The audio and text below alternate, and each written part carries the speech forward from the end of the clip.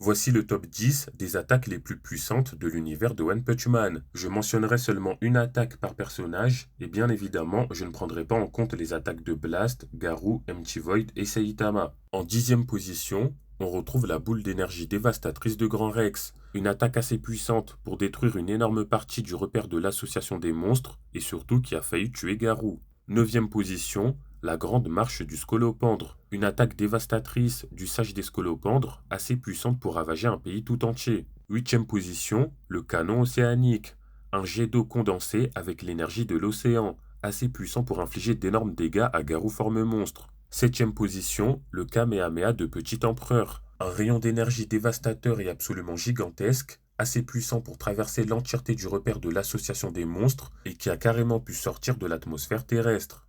Sixième position, le canon de Gaïa d'Orochi, une attaque qui a littéralement été chargée avec une partie de l'énergie du noyau de la Terre et qui a eu pour conséquence de faire trembler la planète et de générer des catastrophes climatiques à échelle planétaire. Cinquième position, le méga canon incinérateur tourbillonnant de Genos, une attaque assez puissante pour contrer la vague d'énergie dévastatrice de Psycho Orochi et générer ensuite une énorme explosion dans l'atmosphère. Quatrième position, la lance de Tatsumaki, une lance psychique surpuissante et tellement grande que placée à l'horizontale, on pouvait carrément apercevoir la courbure de la Terre et qui a laissé un énorme cratère de plusieurs dizaines de kilomètres dans le sol. Troisième position, la vague d'énergie destructrice de Psycho Orochi, une attaque tellement puissante qu'elle a pu soulever un quart de la croûte terrestre et générer un tsunami de niveau multicontinental. Deuxième position, la vague de destruction planétaire de Boros, une attaque tellement puissante qu'elle aurait pu réduire la Terre en poussière, et surtout on apprend dans le guidebook qu'elle pourrait carrément détruire une étoile.